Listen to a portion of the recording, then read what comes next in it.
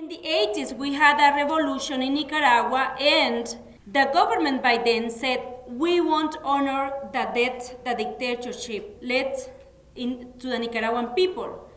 Because the dictatorship who ruled our country for 40 years took loans from private international banks, put in his own pockets and their elites around him, and also most of the money that was borrowed was made possible to bring machineries, weapons to kill our own people.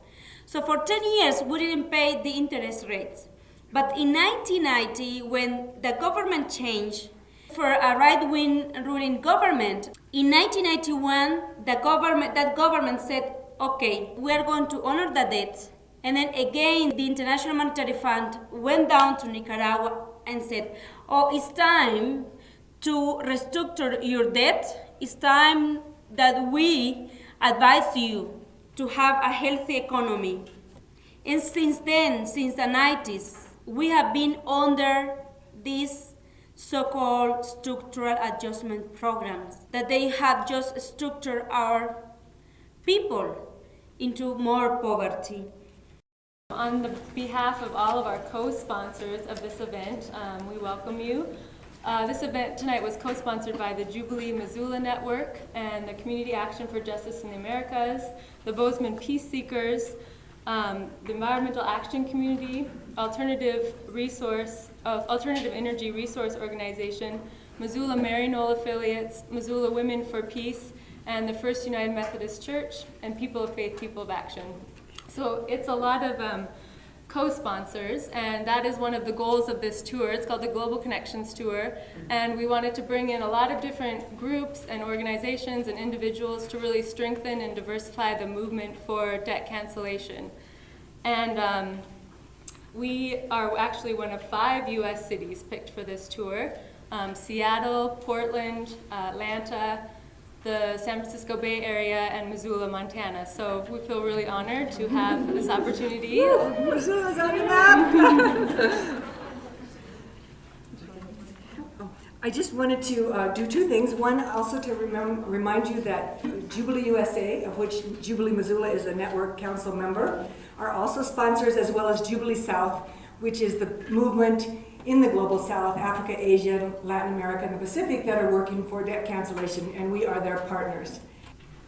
And then just to introduce who we are, my name is Annie DePice, and I'm the Missoula Jubilee Network, and I've been coordinating this tour locally. And this is Rita Jankowska-Bradley, and she is the coordinator for the whole Jubilee Missoula Network. While Magda is speaking, we are going to be passing out letters for you to sign about a Jubilee Act that was just reintroduced into Congress. And the act calls for 100% debt cancellation for 50 impoverished nations without harmful conditions. So if you could sign those and add personal comments, the personal comments really mean a lot. They add a lot more weight to the letter. And we're also going to be passing around a clipboard, and please sign your name on it, even if you've already signed it before. We kind of want to see how many people were here and have names of all the people that were involved tonight. We're also going to be passing a basket for donations, and the donations are an honorarium for bringing Magda Lanuza from Nicaragua to Missoula, and it's really important. We just want to encourage you guys to really dig deep, and it also goes towards this movement for debt cancellation, which is such an important thing right now in our world.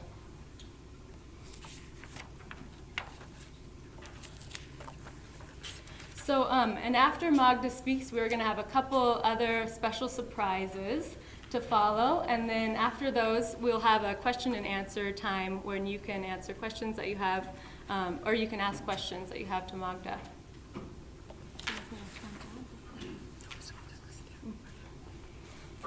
So Magda is here from Nicaragua, and she has an incredible background of experience and knowledge in the studies that she has done. She began her social and environmental activism while she was a student at the University of Managua, advocating for the ecological preservation of Nicaragua's forests and natural resources. Magda joined the Center for International Studies in 2001 and has since focused on ecological debt and the impacts on agricultural communities. So she's been advocating for social and economic justice for farmers. In the past 3 years, this nonprofit organization, which is a partner with the Jubilee Network in the South, has been educating people in Nicaragua on the impacts of free trade in Nicaragua and how the free trade agenda will affect farmers in Nicaragua. Magda's recent academic research is on rural women, and in fact, just before coming here, she published a book titled Rural Women in Nicaragua, Globalization and Trade Liberalization. And she's also currently completing her master's degree in Sustainable International Development. So Magda is really an expert on the international debt crisis, and we feel very honored to have her here to speak about human rights and ecological justice.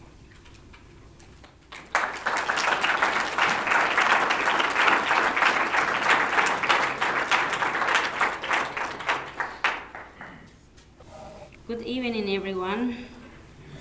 After seeing all the pictures that Egan brought to us, it's very difficult for me not to think in my country and my people, and of course, maybe some of you have been already in Nicaragua and we're wondering where those places are and what those people are doing. And so maybe when we have the session of questions and comments, you might want to ask or comments about the pictures themselves, because there is so much to learn from the pictures themselves.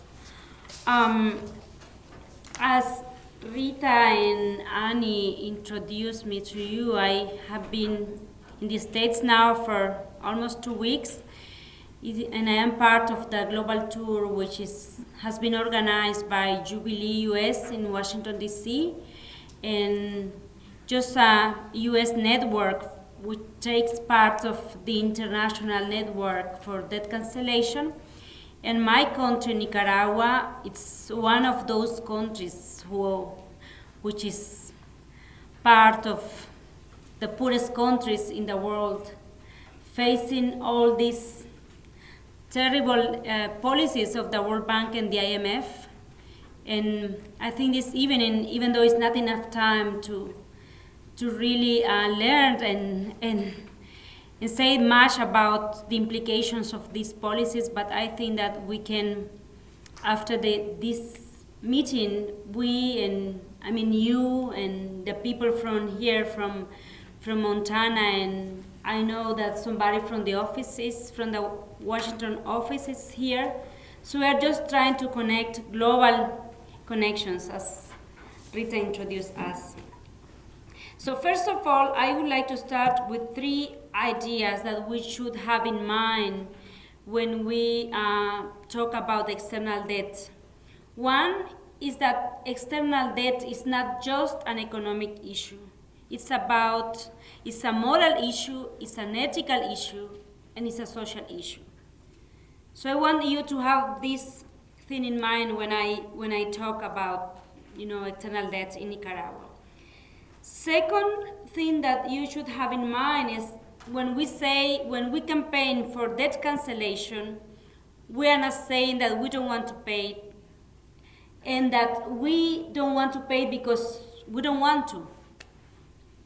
So when we say debt cancellation, it's because we are calling for justice. And the third thing that, of course, for many of you, the growing poverty in the developing countries in the third world many times have touched your hearts, and you have connections with children who from time to time get some money, or from women groups or hospitals, or in many cases you have been in contact with those impoverished people in our countries. So the third thing, I want you to have these people in your mind and connect them, their suffering and their impoverishment, with external debt, which is sometimes seem to be a very complex issue, a very economic issue, but we have to keep in mind what's the relationship of the growing poverty with external debt in our countries. From these three big ideas that I want you to have in mind, I want to introduce you a little bit on the history of lending money around the globe, and specifically lending money from the rich countries to the third world. And that will be a little bit of history and just introducing you about what external debt means. Then I will tell you a little bit more about Nicaraguan situation and how we became so indebted and why we are in the situation of heavily indebtedness and heavily impoverishment. And the third thing I want to focus is the issue of our campaign worldwide at the international level. Why this debt is odious, why this debt is illegally, and why this debt is immoral. So I want to focus on these three main issues this evening. The history of lending money from rich nations.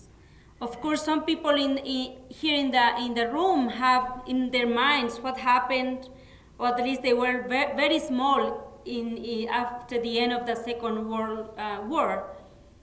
So the World Bank and the IMF, born as institutions that were going to support, rebuild Europe, and they designed a whole program called the Marshall Plan, and most of the debt of those countries by then were canceled, and it was a new start for them to rebuild their economies and their societies.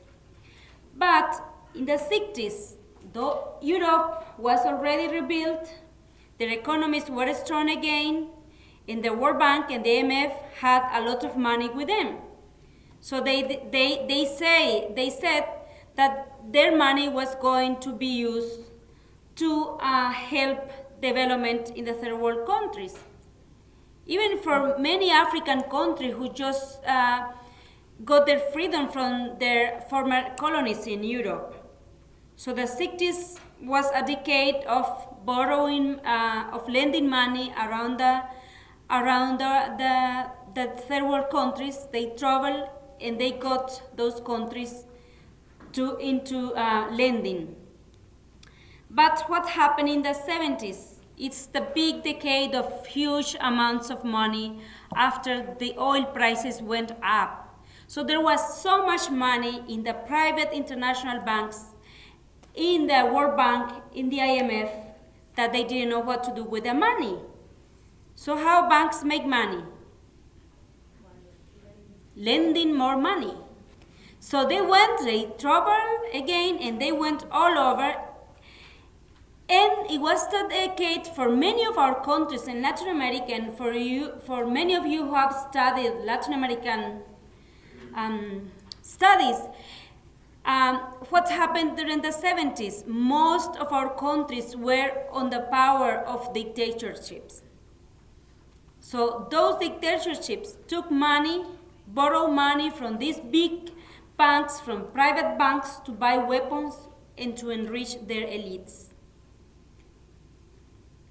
But the big crisis started in 1982. From the night to the morning, these banks decided to increase the interest rates from 4% to 18% or even more. They were not accountable to anyone about this terrible decision. And of course, by then, they were not well known as they are now inside the social movements.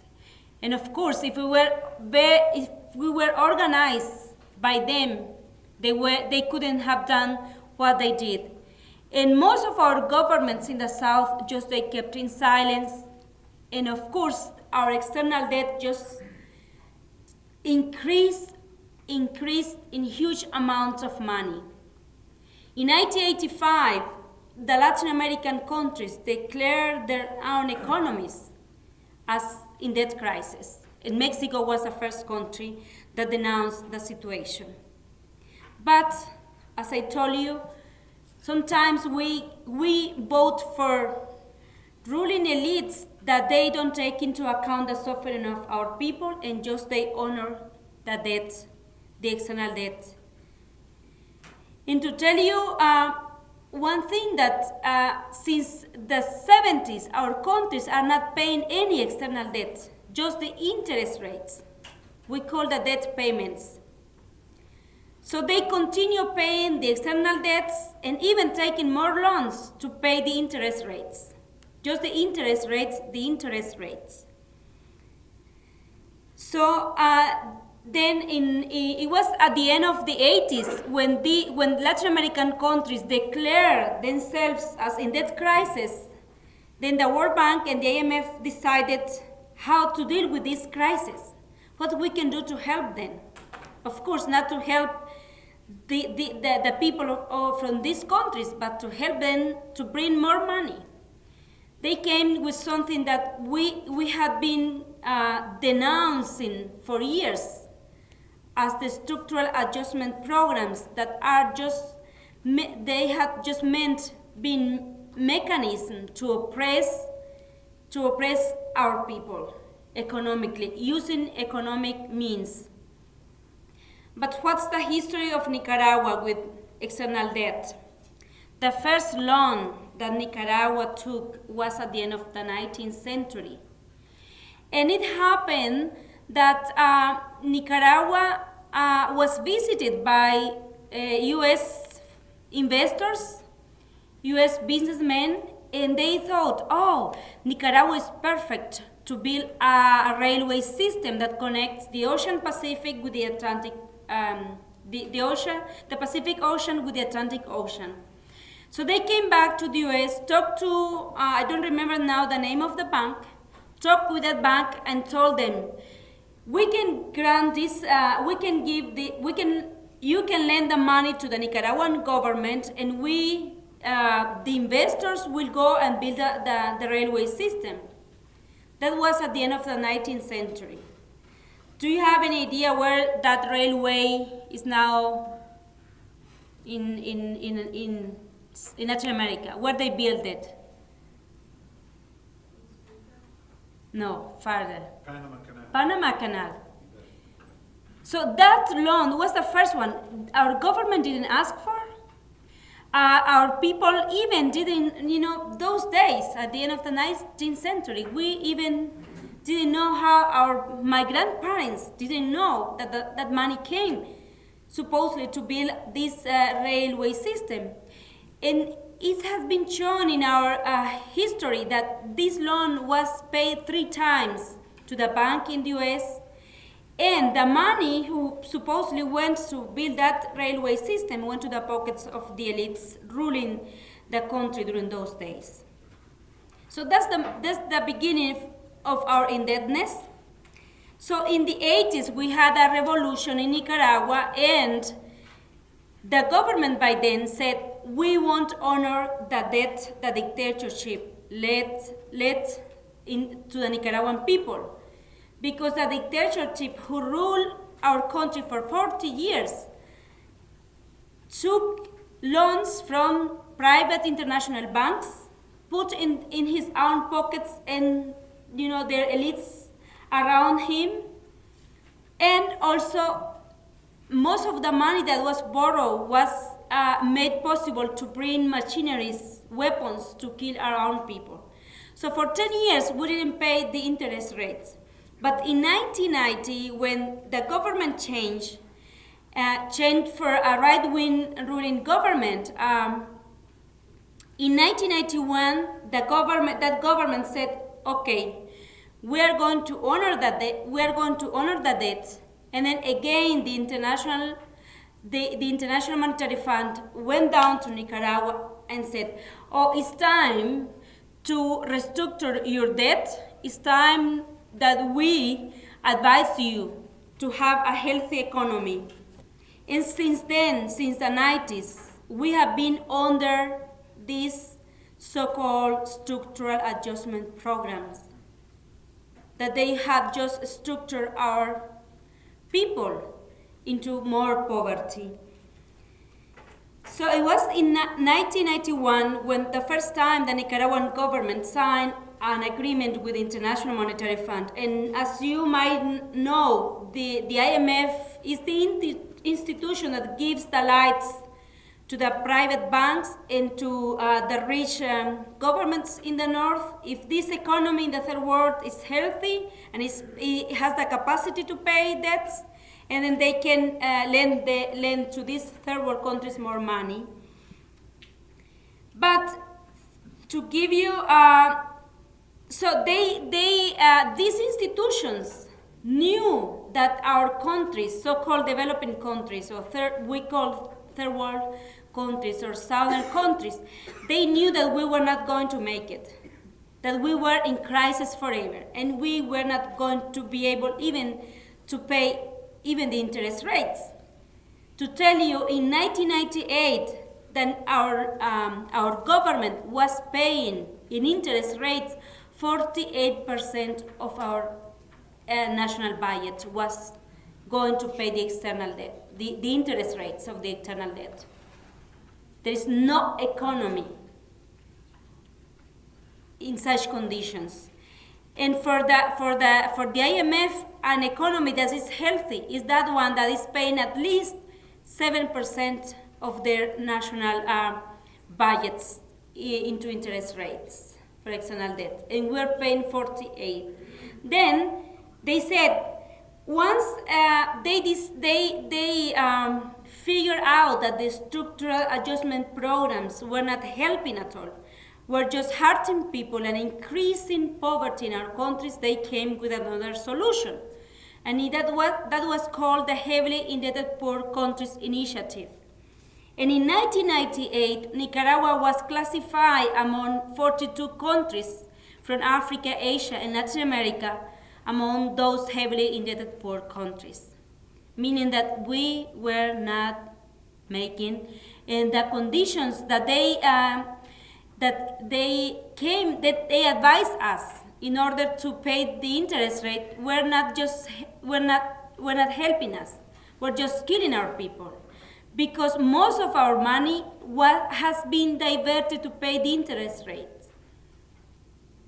And it was in 1999 when finally Nicaragua was accepted, and but that initiative came with the same conditions of the structural adjustment programs.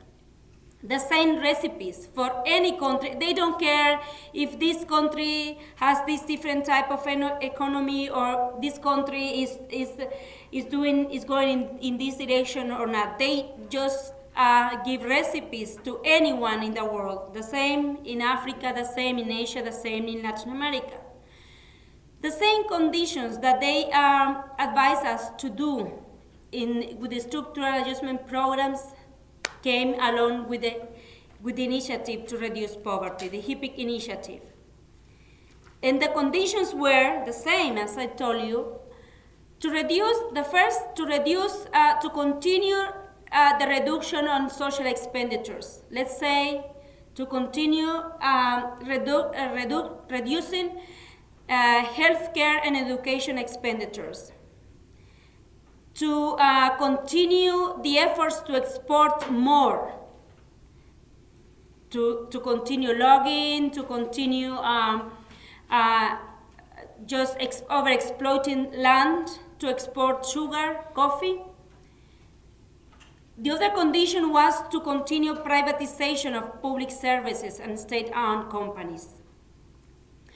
By 1999, almost all our state-owned companies were being sold to transnational corporations.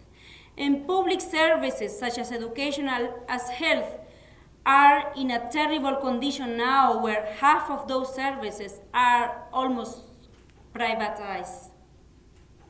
So we from the civil society groups, the organization, church groups, students, we have been criticizing our government by making these terrible deals that are just destroying our capacity to develop and the capacity to build our own national economy. But they didn't listen us. And around the globe, many groups, many international people got involved and said, no, this HIPIC initiative is not helping this country. It's just continuously killing the people. But they didn't listen. So Nicaragua this year in 2005, we will finish the supposedly culmination point. It's a technical term that they use when a country already has sacrificed their own economy, has sacrificed their own people. So they gave us 5 years that we rested from paying the interest rates just to multilateral banks. Because external debt comes from multilateral banks such as the World Bank and the IMF, because the IMF now is almost a bank, even though it's not labeled as a bank. So multilateral debt, bilateral debt, which is from government to government, rich governments lend money to third world governments, and private banks.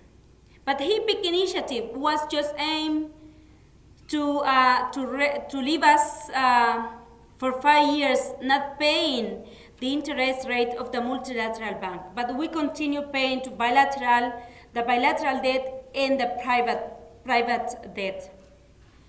But then the money that we were not using to pay the multilateral debt also was conditioned. Its use was conditioned as part of the measures that the IMF wanted us to do. They didn't allow us to use all the money and put it in the national budget. They said, no. You have to reduce poverty by doing this kind of programs in this kind of region, in this period of time. So the government came with a document that says that the strategy poverty alleviation. So all the resources that we didn't pay, it was supposedly to go to this strategy. But that strategy has been just stratifying our conditions of poor, our conditions of being a whole nation. To give you an example of the way how they pretend to reduce poverty. Since they know that health is not being supported, and every year we have to cut off our budget for health, they came with a program to give health to women, and only women from 18 years old to 25 years old. And that meant that women in Nicaragua is the period when women are reproductive. But if you go to a hospital and you are 12 years old or 20 years old, and if you are 12 years old, you are studying, you are growing. And when you are 40 years old, you are producing, you are part of a whole economy. No. So the whole system is just creating more holes and more destruction of us, as when giving you the example of women, how they can stratify my life and say, you as women you only have the right for health assistance only when you are in this period of your life. The others don't care. So why we say, why we in Nicaragua, how we have in figures, it's terrible just to talk about figures, but that's the way how they treat us as just numbers. For example, in education, in 1990, the illiterate population in Nicaragua was only 12%. In 2003, there are 34% of the population in Nicaragua who don't know how to read and write. Why that has happened? Because every year our budget has to be reduced in order to save money and pay the interest rates. According to the Ministry of Education, last year, 2004, Nicaraguan population is more than 5 million population, and half of our population is under the age of 15 years old. And the Ministry of Education gave us the figures that state that 800,000 of children either didn't enroll school or didn't finish primary schools. So where's our future? 33% of the Nicaraguan population is considered to be malnourished. 72% of our population lives with less than $2 per day. So these figures are the same figures that the World Bank every year they write a report, the development report on Nicaragua, and we take those figures from these institutions. We are not inventing them. So this is a situation where Nicaragua is part of those heavily indebted poor countries. But these institutions treat us like we have to continue paying them. Why we say that this debt is odious and already has been paid? As I told you, when they decided to increase the interest rates at the early 80s, all our economies in Latin America were struggling a lot to pay, to export, to increase cash crops, to even by selling some of our companies, state-owned companies. But we couldn't make it. In these years, the figures from the Economic Commission for Latin America, a UN body for Latin America, they came by saying that since 1979 till 2003, all Latin American countries together already had paid the external debt 7 times. In numbers, 870 billion of US dollars. We had been paid already, and this is 7 times the amount of our external debt. So in our campaign, that's why we say this debt already has been paid just by making numbers, just with the interest rates. But also the whole circle of taking loans, and just those loans, they come back directly to Washington, D.C. or to the banks in Europe. How these guys pretend that we will continue paying these loans just by taking every week more and more loans. Also, we are saying that most of those loans just supported criminals, dictatorships in our countries, in the Philippines, in Indonesia, in South Africa. The whole apartheid regime was supported by international bilateral banks, by the World Bank, by the IMF. They don't care. They don't care. Just they want the countries. And we, the people, are the ones who sacrifice in order to pay these external debts. And the people don't benefit from these debts. Another example from Bolivia. The government of Bolivia took a loan, borrowed money to build a huge copper mine. And that copper mine never worked because there was no water nearby. And the Bolivian people are paying that debt. $23 million that they borrowed from the World Bank. And the rest of the money nobody knows where the money is. So there are many cases like that. Just to finish, why we consider that external debt is an urgent issue, that we, the people from the South and from the North, could start working on. And we say campaigning, but for us it's more than a campaign, it's a commitment to ourselves. In the case of Nicaragua, to our future, our children, how they are growing without the right to education, without having food.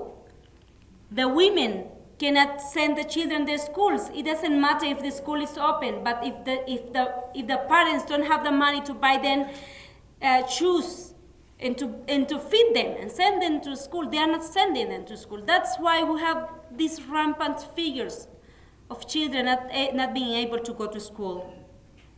So we are not talking about, when we talk about the implications of the external debt, we're not talking here about just mere figures like the World Bank. We are talking about people who are suffering, people who are dying. We are talking about the natural resource destruction that is in our faces. Because most of the foreign companies that come and invest in our country, they have a free legal framework that they come and destroy and they don't repair anything, and then they leave the country. And they leave us behind the huge mess of environmental destruction. Just to end with one of our biggest also now campaign in Central America against the free trade agreement. If our countries were signing every year with the IMF an agreement that they restructure every year our economies, with this free trade agreement, they want us to be slaves forever. Because the conditions of these international and fair trade rules that they have imposed around the world have worked for big corporations, for transnationals, great transnationals, and now they are creating laws. We're just signing agreements with the IMF. This CAFTA will, for the United States, it's just an agreement. For us, it will be a law, a national law. So, growing poverty, what kind of measures to reduce poverty? The World Bank has a sign in their doors in Washington, D.C. that say, our dream is to end poverty.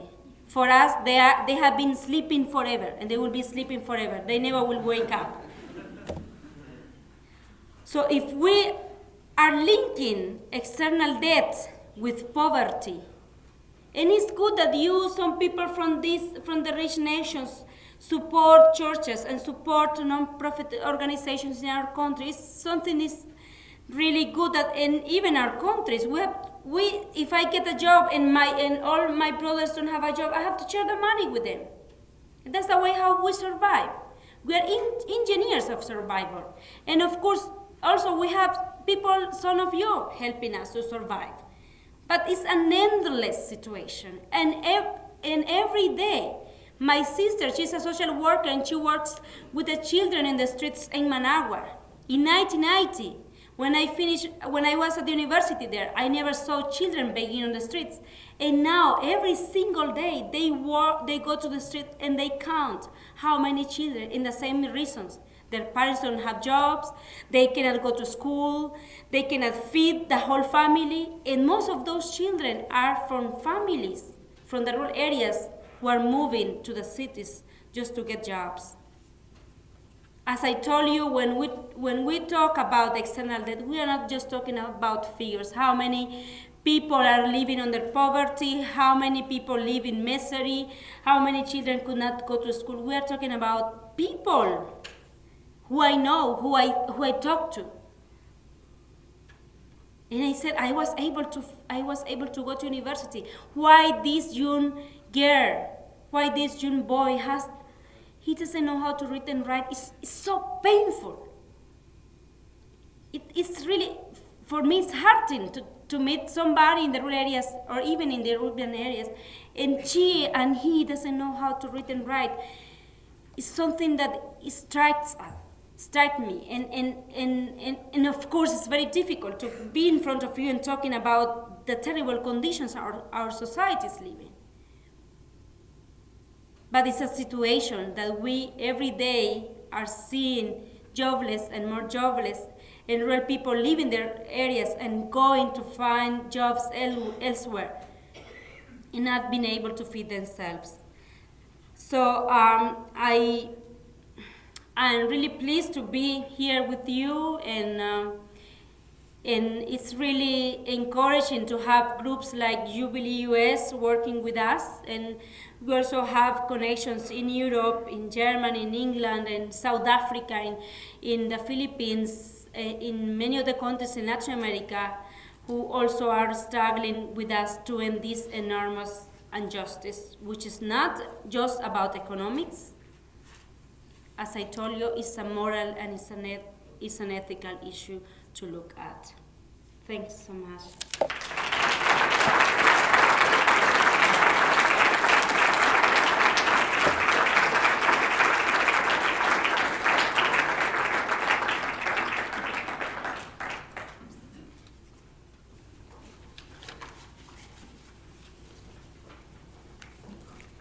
Thank you, Magda.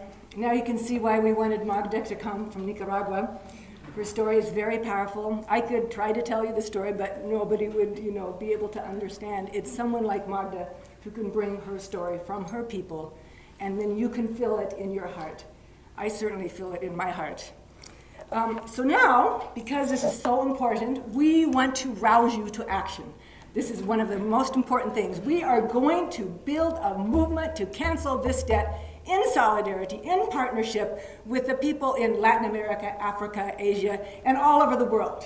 And so we want you to get really excited about doing this with us. That's why for this Connections Tour, we're connecting people and organizations. We have ARROW, the Alternative Energy Resource Organization, because in Montana, agriculture is important. We have the Environmental Action Committee from the University of Montana, because, the environment, Magda's been talking about the environment. We have the Missoula Women for Peace. We have faith groups here, and I will name them all later.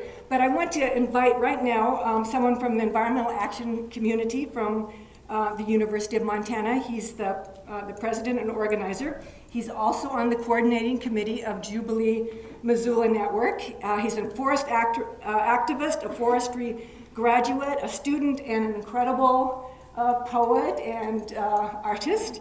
And he's going to provide the Jubilee rap, and we all get to participate. So for the first part of our rousing to action, David Mildrexler.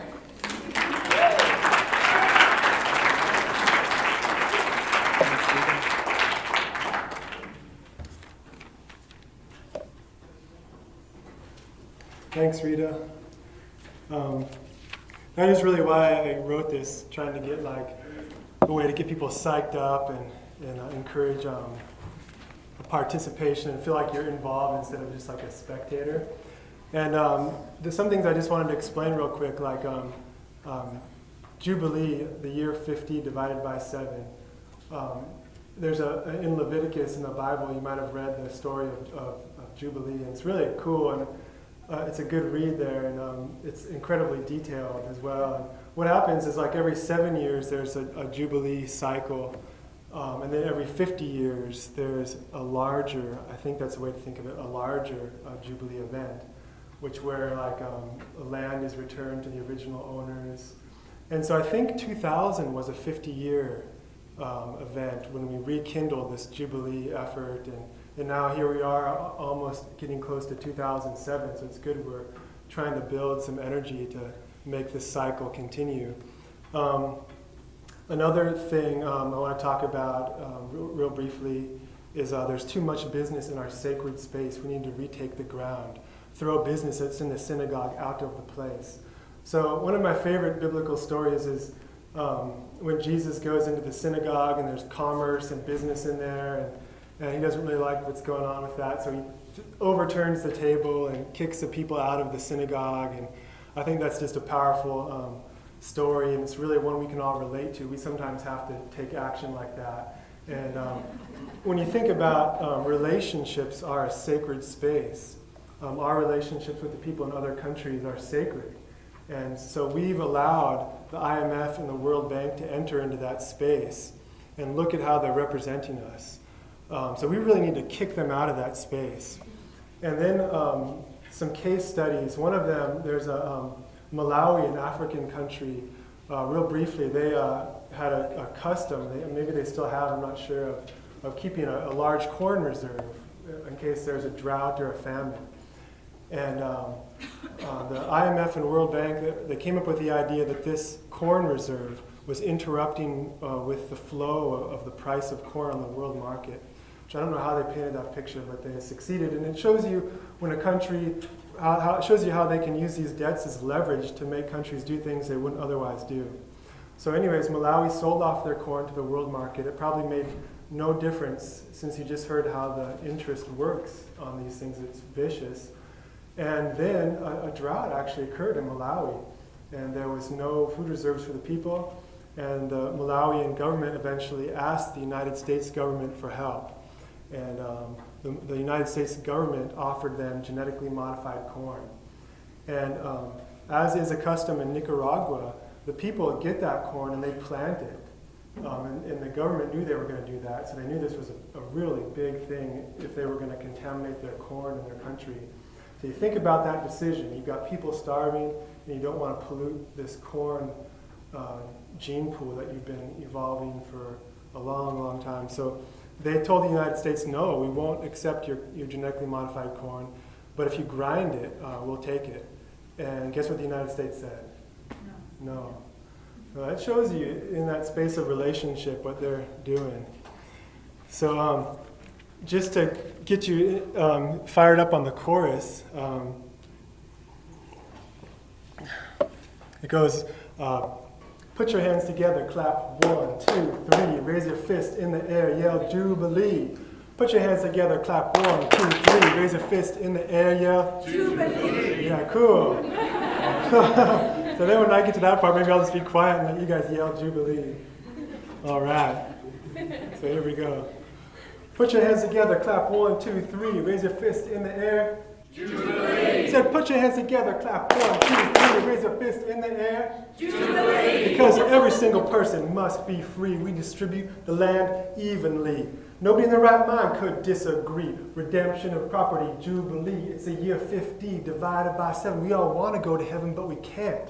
When we're robbing and stealing, inflating ourselves at the expense of other people's lives. There's no justice in that. We all realize, so unhypnotize everyone that you know. The Jubilee movement must continue to grow. Unhypnotize everyone that you know. The Jubilee movement must grow and grow. Now put your hands together, clap 1, 2, 3, raise your fist in the air. Jubilee! Now put your hands together, clap 1, 2, 3, raise your fist in the air. Jubilee! Foreign debt, putting farmers out of work, stealing their dignity, can't make a decent living in their own country, leaving nations with no money for healthcare, education, and youth opportunity. While these are the essence of a strong, healthy community. Instead, making them support the capitalistic system and our obesity, while we are sapping the land, sapping the earth, taking never given, now attacking the birth, greedy for all things that can turn a little profit. But listen to the birds; they sing about another kind of prophet, bringing sweet news of Jubilee. No one is free when others are oppressed. Look at yourself. It don't matter how you're dressed. There's too much business in our sacred space. We need to retake the ground. Throw businesses in the synagogue out of the place. Put your hands together. Clap 1, 2, raise your fist in the air. Yeah, Jubilee. Put your hands together. Clap 1, 2, 3, raise your fist in the air. Jubilee. Because every single person must be free. And if we truly be free, then no one's in debt. I'm talking about life, not some trivial bet. The wicked man, IMF and World Bank say to poor countries, drain your water out the tank, because we got you covered after you cut down your forest. Now Haiti has mudslides of massive death. You read about it in the stores, but don't worry, leave your land and come work in our corporate factory, creating giant slums where the people are trapped in poverty in Africa. Let your food reserves go. Don't you know they interrupt with the flow? And then the drought came. Instead of helping out the people, it was a political game. Many people died when they could have been saved. What a shame. G8, IMF, and World Bank to blame. But someday I know Africa will rise. The wicked man's karma is a pack of lies. And Jamaica's as quick as a Rasta man's thought, while Babylon stumbles on the law against pot. Nicaragua, if you can hear me, then please don't let go. Your time will come again. Jubilee, open the door. So put your hands together, clap 1, 2, 3, raise a fist in the air. Jubilee. Now put your hands together, clap 1, 2, 3, raise a fist in the air. Jubilee. All right.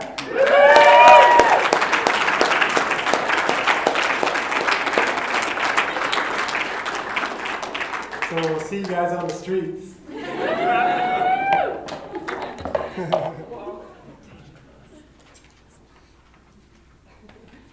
Well, aren't we lucky to have David in our movement? And we want all of you. Wow. I just want to take off on what David said about Malawi, the trade distortion of having their corn reserves, so we've got to sell them so the people can't be free. Oh, the IMF, they have gold reserves, and these reserves are a currency distortion, and all they need to do is use them to cancel that debt, right, Magda? So, we're going to talk about distortions. We'll talk their talk. Okay, we want tonight to just go off a little bit more. We want everyone here to remember you're here together as all these incredible groups networking, working and thinking about justice. And so we want you to take one step further. We've already gotten excited about Jubilee. We want you to give deeply in your pockets, put extra deep. You've heard the story. We're the ones, it's the good people of the world that have to make change. And the people that know better, so that's us. And so we'll keep digging deeply. But in the meantime, we also need to do things together and work together and pledge to work together. And when I was in DC, I was at a conference that was called Connecting the Dots. And this was about everyone learning to work together. And someone from Jobs with Justice, in fact, the head of Jobs with Justice came with his great pledge. And his pledge was, they have this pledge about standing up for others' rights and workers' rights. And I was thinking we need to take this a little farther. First of all, we need to pledge, like they do, that during the next year, we will be there at least 5 times for someone else's fight as well as our own. And if enough of us are there, we'll start winning. And so that's what it is. So we're going to take a pledge for justice. And every one of you take a pledge for justice can wear this blue ribbon we're going to pass out. So if you've made the pledge, wear the blue ribbon proudly. So we want you to act for justice, unity, balance, integration, liberation, equity everywhere. We take the pledge to work for justice, economic, social, ecological, environment, human rights, to work in unity, to work to create a world in balance through restoration of right relationships, a world integrated together, a world liberated from oppression and domination, a world of equality everywhere. We pledge to no longer to be a part of the apartheid. We pledge to work together and stand together for justice, to create a better world together. We take the pledge for justice together. So, is everyone ready to take the pledge for justice together? Woo! Okay, we pledge for justice. We pledge for justice. So all kinds of justice, Jubilee justice. And Jubilee justice is about economic, social, ecological, environment, human rights, rights of the people. So justice, unity, balance, integration, liberation, equity, everywhere. The Jubilee pledge. So, justice, unity, balance, integration, liberation, equity, everywhere. And together. Okay, everyone who took this pledge can get your blue ribbon. And we would also like to honor all the people here who are part of the groups that help sponsor this incredible event. And then we're going to have Magda come back and give us more wonderful information. So I want to make sure I have everybody's name, but we're part of these are people that are already part of the Jubilee Missoula Network, and others we invite you to join. You can see we're an exciting network. We're creative, we've got rappers. I mean, we know how to have a good time. So, and another group that knows how to have a good time is CAHA, Community Action for Justice in the Americas, one of our sponsors. Would everyone from CAHA stand up, please, proudly? All right. Okay, from the Environmental Action Committee, you can keep standing because I hope everybody in the room is standing at the end. Okay, and okay. And Missoula Marymount affiliates. Oh, yay. Missoula Women for Peace. People of Faith, People of Action. Arrow. Okay. And also we have another other sponsors are Jubilee USA Network, and we've got Morgan Phillips here. And Morgan, where are you? There's Morgan, another Jubilee USA also sponsored. And Jubilee South, we have Magda Lanuza, and now we have Magda Lanuza again.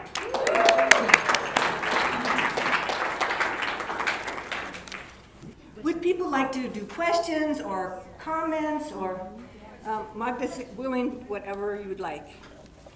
Yes. Rita, you can help us to organize. Okay, I saw Brad has his hand up. Yes, please. Hi, I'm wondering what role the Inter-American Development Bank has in your national debt, and also what impacts you're seeing right now from the mega projects that are funded by the IDB, specifically the projects that are part of the Plan Puebla Panama. Another question? Maybe we can take 3 questions, and after that. It's a good idea. Yes. There's a gentleman in the back. Did you have a question too? Yes, it might be another one that ties into it. Magda, is the request to do away or cancel government-signed, government-sponsored debt? Because that's the first part of my question. Okay. Is the movement to do away with just government-sponsored debt? Jean, you have a question? Well, it's sort of related. I would like to know what would happen if you didn't pay the debt, or if it's this political party in power, did the Sandinistas pay the debt? No. So it's your present government's decision to sign on to this program. If they didn't sign on, what would happen? Okay. Very good questions. Thanks. The IDB, the Inter-American Development Bank, is the regional bank of the World Bank, and definitely they have a big role in this external debt that we are talking about in Nicaragua and most of the Latin American countries. For example, the IDB is the responsible for most of the water privatization in Latin America, and they have been lending money in the name. They don't use the word privatization. They just write something like modernization or increase of the tariffs on water service, or projects that will contribute to modernize the distribution of water systems. So we are in Nicaragua, we are faced directly with the IDB because the water privatization. They have granted to the Nicaraguan government 3 loans, and the conditions of those loans, because the conditions are not just in the agreement with the IMF. Every loan that our government signs, they write, specific conditions, and all the IDB conditions are in water. It's just privatization, to bid those water systems to transnational corporations which have the capacity to run those systems. So now Nicaragua is a big struggle, and because we, the people, have been so organized, and we have been on the streets, and we have been working with our legislators, with our political representatives bodies. They haven't privatized water yet, but the IDB is behind. And also the big projects, they fund this kind of, we call them, for example, one of their proposals is for infrastructure, huge dams, big forest plantations, just in order that there will be enough money or enough infrastructure that will attract foreign investors, and then the country will have, currency, US dollars, to pay the interest rates. So Plan Puebla Panama was one of their proposals for all the from Mexico to Panama. And we, the people, have been so effective, so organized, that that plan is almost finished. And it's part of our, this plan Puebla Panama, which was supposed to lend money from the IDB, was going to be the main lending institutions for these all mega projects, huge projects, huge highways, hydroelectric power plants, huge ones, forest plantations, and now it's almost the governments are not talking about, and we still continue pressuring them because we always cannot be resting. And the second question about governments to government, yes, the first head of the state of the third world countries that pledged for southern government's position against external debt was the Cuban president 20 years ago, in 1985. And he was trying to build a movement, among others, to build a movement of third world governments in order to resist these external debt payments. But since Cuba is not one of those highly indebted countries, now we have in Latin America new signs of hope. We have Argentina, the most disciplined country in Latin America, to do everything. They wanted the whole economy collapse 3 years ago. And the government that they now have, the Argentinian government, already is calling for not paying the external debt. And then the IMF went and said, oh, we need to talk about this, we need to talk about this position is not helping us, and at least this government has said, I won't pay you all the interest rates, I only will pay 3%. And then we have Venezuela, then we have Brazil, and some other countries in Africa. In Africa, like Zimbabwe, for example, is not paying the external debt. But of course, we need to pressure our governments in the South, in the third world countries, to become together and at least try to create a movement that will resist IMF and the World Bank. But this alone is part of our commitment for justice and external debt. In the third question, what happens if we don't pay? To the World Bank, to the IMF, nothing. The IMF has, in reserves, tons of gold. You can imagine from which countries that gold was extracted. From Africa, from Latin America. Terrible stories, how this gold is being conserved. And for example, if Nicaragua don't pay the external debt, it's just $6 billion US. Peanuts for the World Bank, for this international.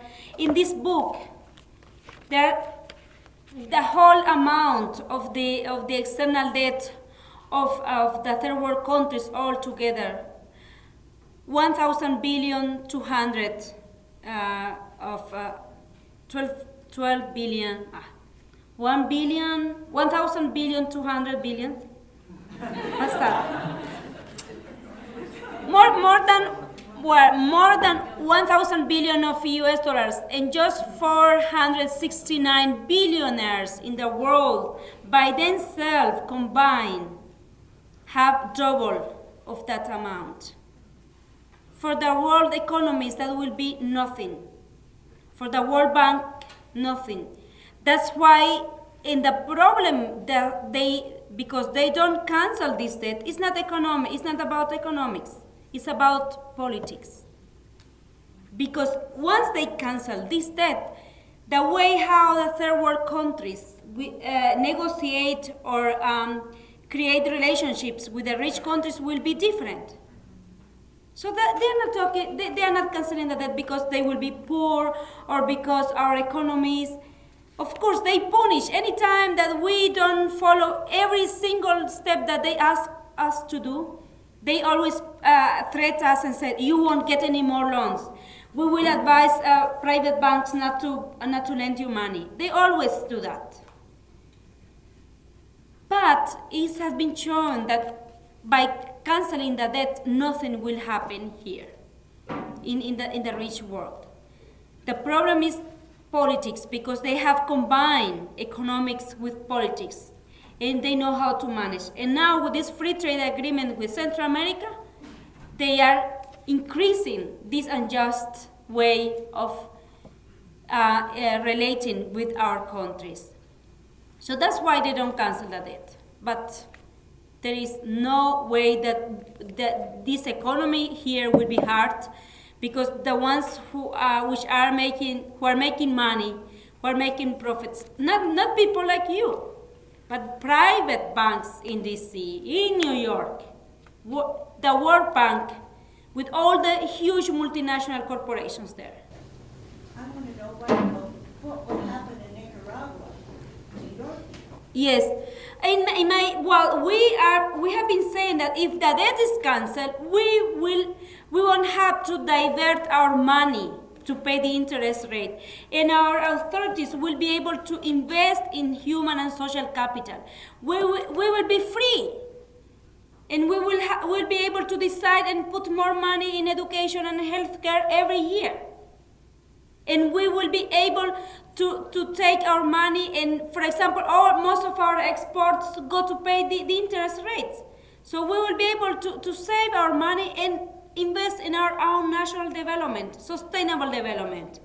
Not any kind of development, sustainable development. And of course, it will be a way to solve our main problems. So what do? Here, that's the way how you, the people from the United States. That's why Jubilee US is working hard. And you in this country, you have the World Bank and the IMF based in Washington, D.C.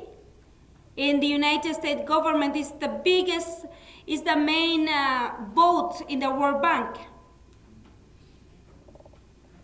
So there are many and I think Jubilee here locally, but also Jubilee US, 70 groups around the country, but more and more are joining this campaign. But I will let... No, I want more questions. Maybe three more questions. Mm-hmm. Yes, how amenable is the Nicaraguan government towards putting its resources, if it had control of its resources, putting it towards sustainable development? Mm-hmm. I was wondering if, as in Mexico, the same situation occurred in Nicaragua, where the poor people driven off the land then end up in maquiladoras and get exploited that way. If corporations are building manufacturing plants there to take advantage of that cheap labor. Mm-hmm. Yes?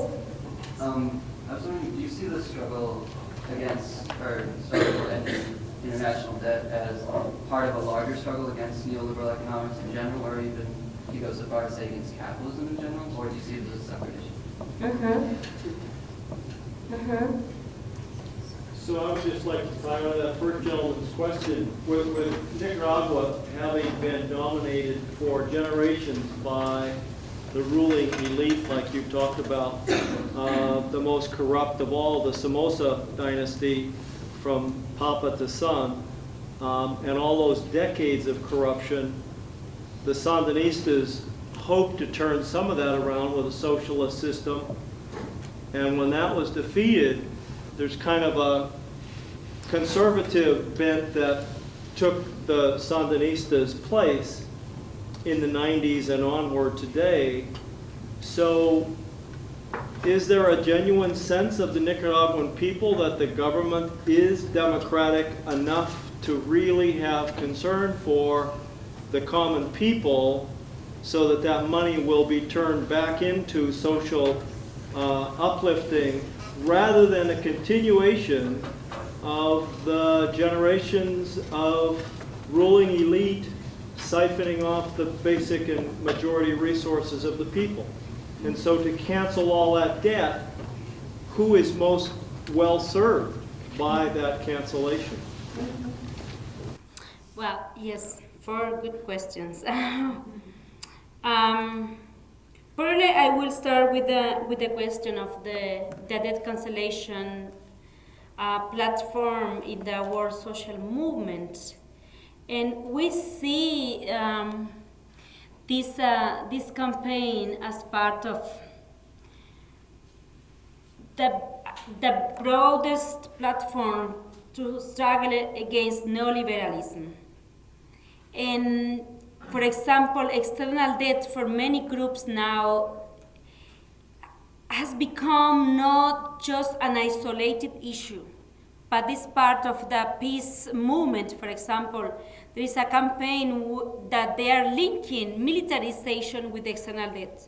How much money our third world countries are borrowing in order to buy weapons, in the linkages of military aid to third world countries, just to give you an example.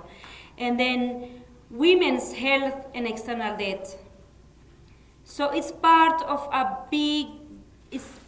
broad platform. And we who participated in the World Social Forum this year in Brazil were 200,000 people from all over the world, from a huge variety of organizations. Most of them are linking this issue of external debt. The people who struggle again, who are campaigning for AIDS assistance in third world countries, they're linking with AIDS, with external debt. And the farmers, what has meant for our farmers the external debt service payments. So everyone is now being connected with this bigger picture of it, because we're touching the roots of the injustice in our third world countries. We're talking about the structures. We're not talking about the branches of the tree. We're talking about the roots where all this injustice is being planted. So that's why many groups at the World Social Movement and many groups are now connecting with this bigger problem. And how our countries make sure that this time when debt is cancelled, the money is not diverted to the pockets of the elites. This is something that as Jubilee South we have thought about. We have our own proposals, and we are demanding the United Nations role in this new phase. The Economic Commission of the United Nations, that nobody hears about it, but it's there. So we are inviting them to join and work with us, and to play a key role in this new phase that we are looking for. But also we, the people of our country, have to have the capacity. And in some countries, the people themselves have been taking this seriously.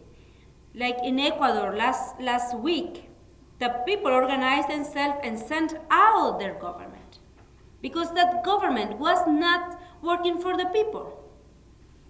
He was working for the oil corporations in Ecuador. He was working for the big elites that were paying his huge salaries. So that's the way how, and we consider that we have the capacity and we have the historic responsibility to make our government responsible.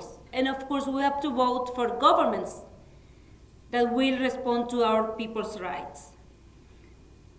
And the second question, or one of the questions about cheap labor in countries like Nicaragua, used by these maquilas for the sweatshops factories, it's a big issue. In all Central American countries, Nicaragua is the country with the highest, with the lowest wages.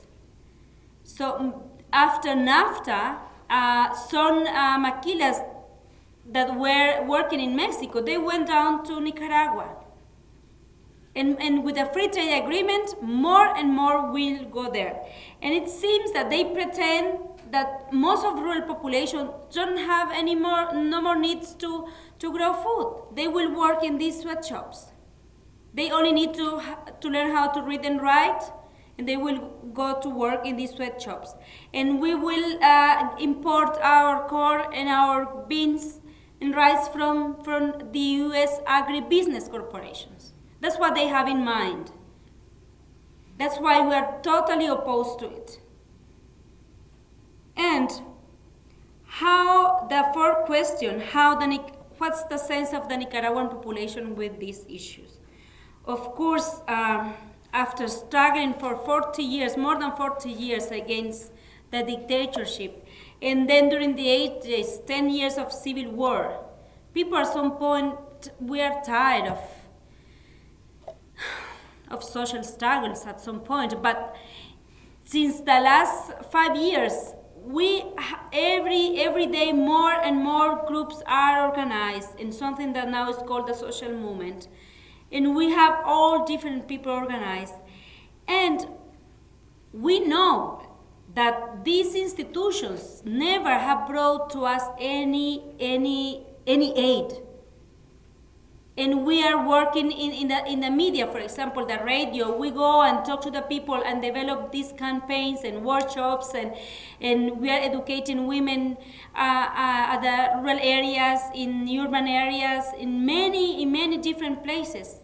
And I met somebody, it's a young man from this university, and he went to a talk with us at noon at the church, United Methodist Church, and he was telling me that he spent some time in Nicaragua with some rural cooperatives, and he was amazed how the people have the sense of this terrible situation.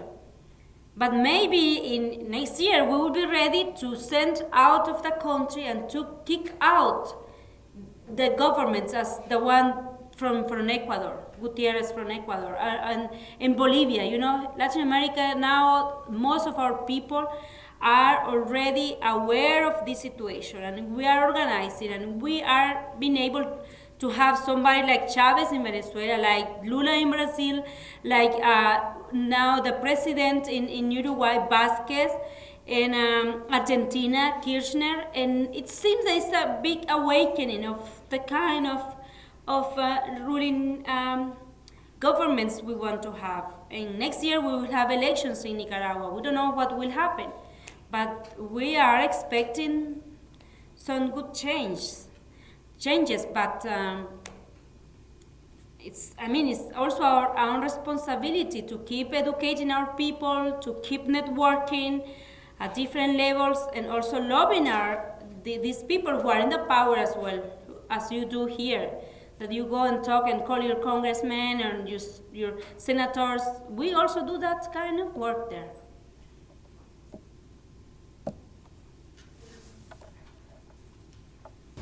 Is there a paramilitary School of the Americas presence?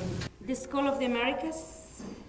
Maybe, yes, one. Maybe we can take two more and then, yes. Yeah, my question was about the last couple of days since President Bolaños has received a lot of pressure. In fact, there have been riots for the last 3 days in Managua, including the hospitalization of Bolaños' son when he was hit by rocks for the bus fare increase. And I'm wondering if there's any link between, kind of a growing dissatisfaction with Bolaños and maybe a resurgence in the Sandinista Party. I know they won 18 municipal elections in this last fall. And what I'm wondering is, then again, too, the problem with the Sandinista Party, are they going to be replacing Ortega, or is that the future, and is that going to stifle maybe a resurgence of the Sandinista government? Mm-hmm. The next.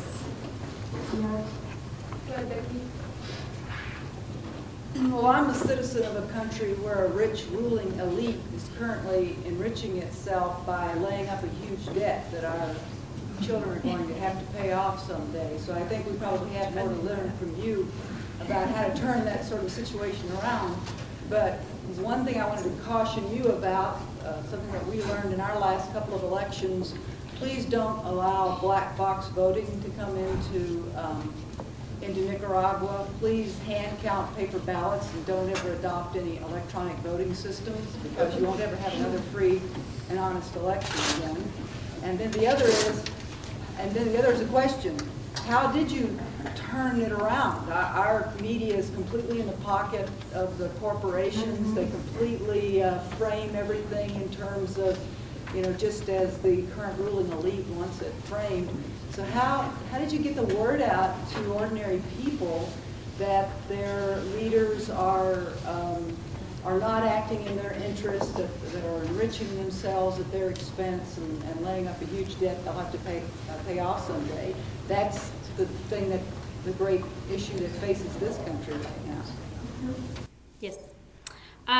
The School of the Americas, of course, the legacy of the School of the Americas is in all Latin American countries.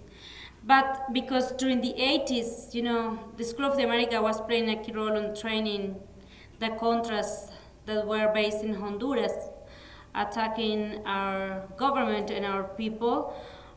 It just recently when the Nicaraguan army established some kind of relationship with the U.S. Army, because before there were no formal, it was the only Latin American army with a relationship with the U.S. Army.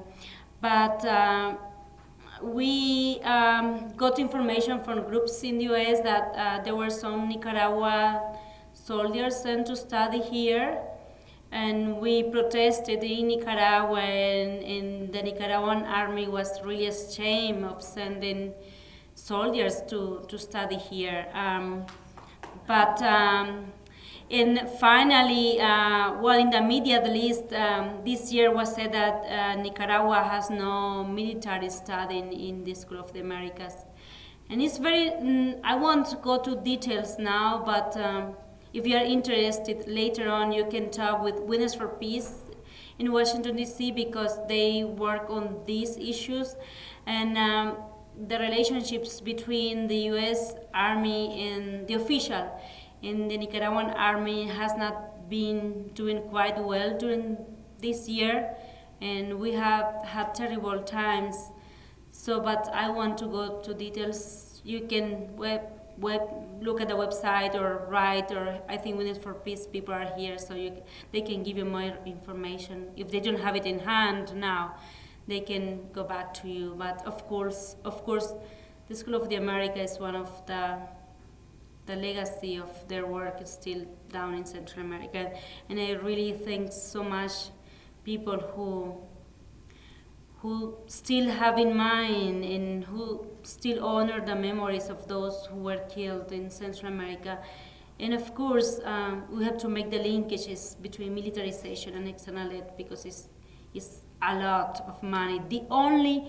According to this book, which just came out, the only things that our governments are not allowed to reduce, military expenditures and the interest rates payments in our national budgets. These two things. So this is one good way to start with. Yes, the current situation in Nicaragua is terrible. I have been here during the last 2 weeks, and every day I read the newspapers, I just get terrible sad, because the students now, they started a big protest against the transportation price increases, because the oil is going up and up and up, and then the transportation prices went up. And when we have 70% of our population living with less than $2 per day, who can pay transportation with, at the price of the international oil prices? So we are living a crisis now in my country, and in the government. You know what he did when the first strike erupted? He traveled to Rome and spent like 5 days with the Pope. The Pope was already died, and but he took most of his closest colleagues and took a plane, and then he went to Costa Rica. He doesn't care about the crisis, and now the whole country is burning because the transportation sector is in a strike, the students and everyone is. This situation will explode. What is planned to explode today or tomorrow or any of of the coming weeks in all Central America. So how Bolaños, the president, now is doing with that? He's doing nothing.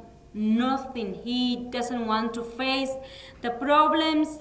He just keeps saying we will use the police, we will use the force. The police sometimes, just attack because they are also victims of the same system. So what the Sandinistas are doing, of course, most of our people, who works for justice, has this sense of the Sandinistas' ideology for justice, but not just Sandinistas. The right-wing people also are affected, and they don't want Bolaños in power. Probably next week there won't be government in my country. And it's a terrible crisis. And of course the Sandinistas now are the strongest, the second strongest force in the country. And last year they made 80% of the local authorities in the local elections. They got 80% of the cities in power. So it's a growing. It seems that the Nicaraguan people is gaining confidence from the Sandinista and considering them as the political party that can work for the poorest. But we are not sure because we have all these international bodies deciding our own national economies.